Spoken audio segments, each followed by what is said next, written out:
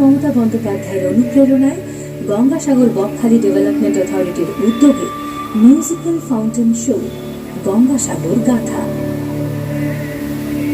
আমি সময়, ব্রহ্মাণ্ডের নির্মাণের সঙ্গেই আমার উৎস।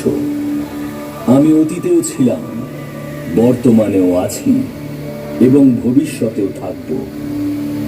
আমি সমগ্র ব্রহ্মাণ্ডের প্রহরী, সাক্ষী প্রত্যেক যুগের। গঙ্গাসাগর গাথা আজ থেকে বহু যুগ আগেকার কথা। শ্রীরামচন্দ্র ভগবান বিষ্ণুর সপ্তম অবতার, যার জন্ম হয়েছিল সূর্য বংশে। ভগবান শ্রীরামচন্দ্রের বংশের দশম পূর্বতন পুরুষ ছিলেন রাজা শব। পুরাণে কথিত আছে কপিল মুনির পিতা মহর্ষি কর্দম মুনি ভগবান বিষ্ণুর আদেশে বিবাহ করতে সম্মত হন এই শর্তে যে তিনি তার পুত্র রূপে মর্তে আবির্ভূত হবেন। হে পরাৎপর ঋষিকেশ, বিয়ে করতে আমি সম্মত, যদি আপনি কথা দেন আমার পুত্র রূপে মর্তে আবির্ভূত হবেন।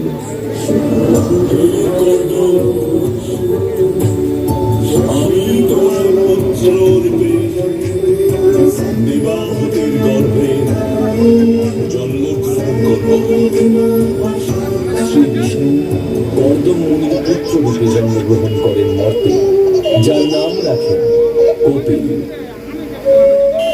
ভবিষ্যতে কপিল মুনি শাস্ত্রের উপর শিক্ষা সম্পন্ন করেন এবং সাংখ্য দর্শন প্রণেতা হিসেবে খ্যাতি লাভ করেন। সেই সময় মহর্ষি ঔর্বের উপদেশে প্রজাবৎসল রাজা সবর রাজত্ব করছিলেন। সুখে শান্তিতে রাজ্যপাট চলছিল। এমনই একদিন মহারাজ সবর ইন্দ্রত্ব লাভ করার ইচ্ছে প্রকাশ করলেন ও মহর্ষি ঔর্বের পরামর্শে বিরাট অশ্বমেধ যজ্ঞ করে সর্ববেদ স্বরূপ পরমাত্মা শ্রীহরির আরাধনা শুরু করেন।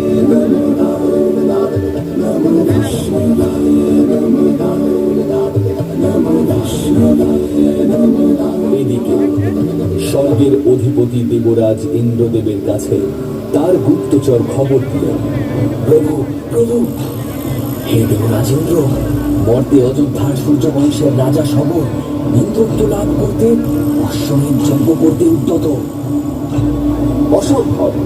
এক মর্তের মানব করবে আমাকে সিংহাসনচ্যুত, তাহলে যে অনর্থ ঘটে যাবে।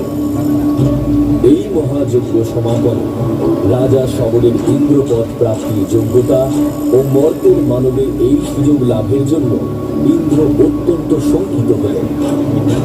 মহা সমারোহে 60,000 পুত্র সহিত মন্ত্রীকুল ও প্রজাদের নিয়ে রাজপুরোহিতদের সঙ্গে মহারাজ সবর আরম্ভ করলেন অশ্বমেধ যজ্ঞ। ঘৃতাহুতি, চন্দন, ফুলে ফলে ধূপের গন্ধে আতিশয্যে সুবিশাল রাজমহলে খুশি আর হাসির কদলে আনন্দিত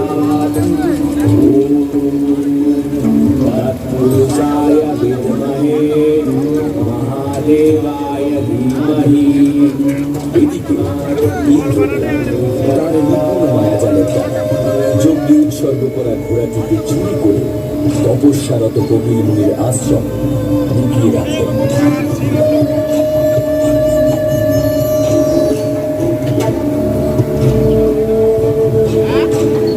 অসমাপ্ত যজ্ঞ শেষ করার উদ্দেশ্যে সবর রাজার 60,000 পুত্র যজ্ঞের ঘোড়া খুঁজতে খুঁজতে সমগ্র পৃথিবীর উত্তর, দক্ষিণ, পূর্ব, পশ্চিম খুঁজে অবশেষে দক্ষিণ পূর্ব দিকে কপিল মুনির আশ্রমে ঘোড়াটিকে দেখতে পান। সম্মুখে কপিল মুনি দীর্ঘদিন ধরে ধ্যান।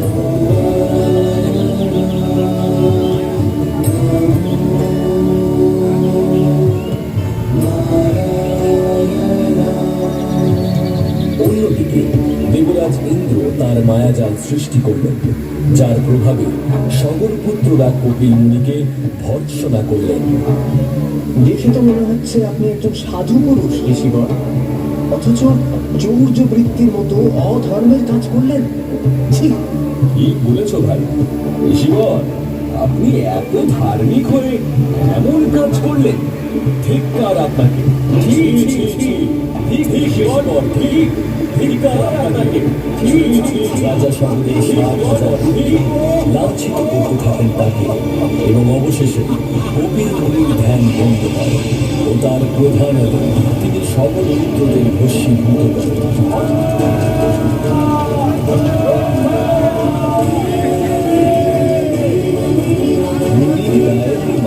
উদাসীর পাশে প্রথিত নয়নে অগ্নি ঝড়ে রাশি রাশি ঘুরে ৬০,০০০ হইল ভস্য রাশি।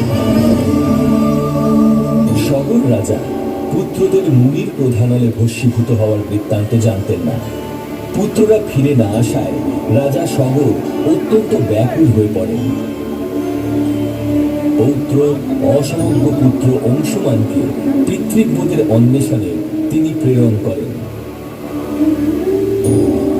অংশুমান পিতৃব্যদের পদচিহ্ন অনুসরণ করে কপিল মুনির আশ্রমে এসে দেখতে পান স্তূপীকৃত ভস্যরাশি ও যজ্ঞাশ্বতীকে। উক্ত স্থানে কপিল মুনির ভগবান বিষ্ণুর দর্শন পেয়ে স্তব স্তুতির দ্বারা তাকে সন্তুষ্ট করেন এবং মুক্তির উপায় জানতে চান। বিষ্ণু প্রচোদয়াৎ।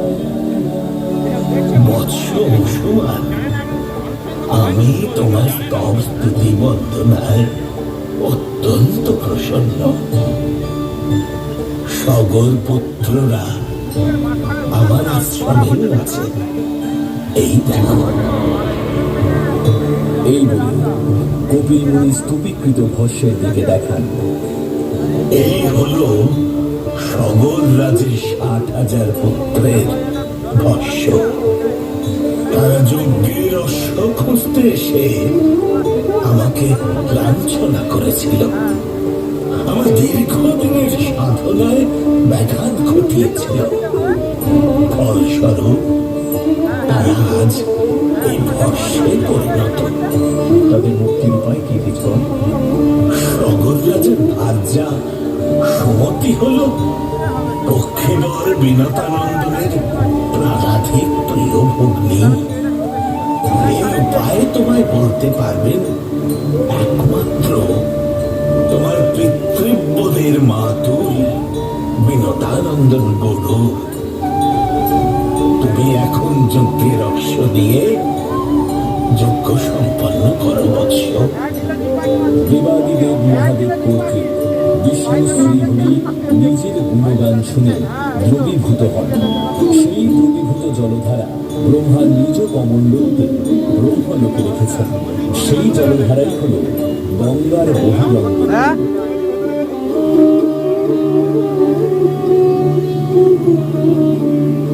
আমি জানি তোমার আগমনের কারণ অংশুমান, তবে বলুন পক্ষীবর এর উপায়।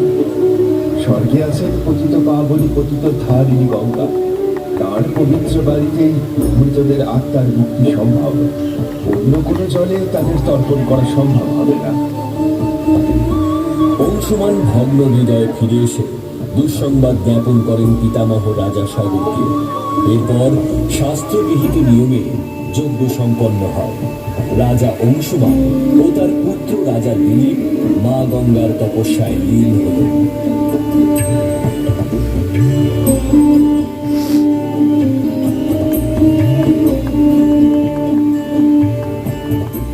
প্রজন্মের পর প্রজন্ম এই মর্মবেদনা ও ব্যর্থতা নিয়ে পরলোক গমন করলেন সকলেই।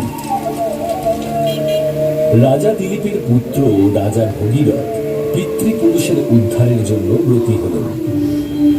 ত্রিদেব ও মা গঙ্গাকে প্রসন্ন করার জন্য কঠোর তপস্যা করলেন। আমি সগর রাজার প্রপুত্র। আমার পিতৃপুরুষদের উদ্ধার কার্য ও তাদের তর্পণ একমাত্র বিষ্ণুপদীর পরম পবিত্র জলেই সম্ভব। আমার প্রাণের শেষ বিন্দু দিয়ে আমার বংশের সদ্গতি নিশ্চিত করবই।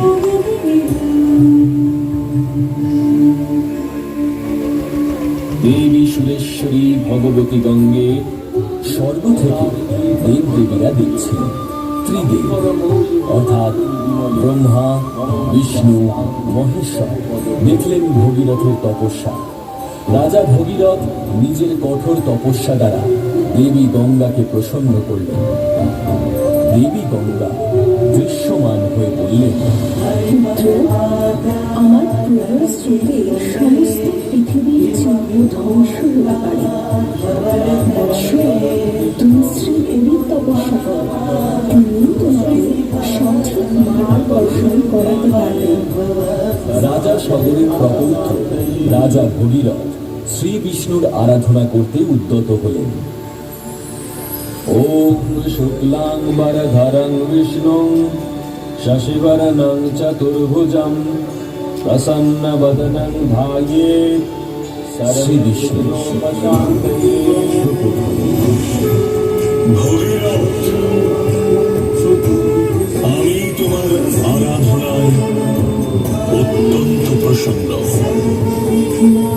তোমায় বর প্রদান করব। বলো, বলো তোমার কি চাই? আপনি তো জানেন প্রভু, আমি সকল রাজার প্রভু। সকল রাজার অশ্বমেধ যজ্ঞ আর তাঁর ৭,০০০ পুত্রের ভস্মীভূত হওয়া আপনার অজ্ঞাত নয়। আমাদের বংশের সদ্গতি একমাত্র সম্ভব দেবী সুরেশ্বরীর ধরণীতে অবতরণ এবং তাঁর পবিত্র স্পর্শে আমার বংশের পাপস্খলন সম্ভব। কিন্তু তাঁর প্রবল স্রোতে পৃথিবীর অবলুপ্তি ঘটতে পারে। আমার পথ দেখান বাসুদেব। দেবী গঙ্গার প্রবল স্রোতকে নিয়ন্ত্রণ করতে পারেন একমাত্র মহেশ্বর। তুমি তার আরাধনায় মনোনিবেশ করো। এরপর রাজা ভগীরথ ত্রিকালদর্শী মহেশ্বরের আরাধনা করে তার শরণাপন্ন হলেন। ওম নমঃ শিবায় শান্তায় করুণাত্রায় এতবে নিবেদিতামি চাত্মানন্তং গতিং পরমেশ্বরা। মহাদেব বললেন, আমি তোমার আরাধনায় প্রসন্ন বৎস। বলো ভগীরথ, তোমার মনের বাসনা। দেবাদিদেব সর্বলোক হিতৈষী জটিলেশ্বর মহাদেব, আপনি সর্বজ্ঞ। মা সুরেশ্বরীর প্রবল স্রোতে পৃথিবীর সমস্ত প্রাণীর চিহ্ন লোকপ্রাপ্ত হবে, আর সেই স্রোতধারা একমাত্র আপনি ধারণ করতে সক্ষম। বেশ, তোমার আশা পূর্ণ হবে। তথাস্তু। রাজা ভগীরথকে নিয়ে শ্রী বিষ্ণু ব্রহ্মার কাছে যান। শ্রী বিষ্ণু মায়া সৃষ্টি করলেন এবং ব্রহ্মার কমণ্ডলু থেকে গঙ্গাকে নির্গত করলেন। ছিল ব্রহ্মলোকেতে সামান্য যত জল, মায়া করি হরিলেন হরি শেষ হবে। বিষ্ণু পাদমূল থেকে নির্গত গঙ্গার প্রবল স্রোতধারা শিব তাঁর বিশাল জটাজাল বিস্তার করে ধারণ করেন। ফলত বসুন্ধরা মহাপ্লাবন থেকে রক্ষা পান। রাজর্ষি ভগীরথ গঙ্গাকে নিয়ে অগ্রসর হন এবং অবশেষে কপিল মুনির আশ্রমে তাঁর পিতৃপুরুষের অস্থি ভস্মকে পবিত্র বিষ্ণুপদীর পাবনী জলের স্পর্শে সাপ মুক্ত করলেন। গঙ্গা এবং সাগরের মিলনস্থলের এই পুণ্যভূমি আজ গঙ্গা সাগর নামে অভিহিত ও আপামর জনসাধারণের কাছে অন্য তীর্থরূপে পরিচিত।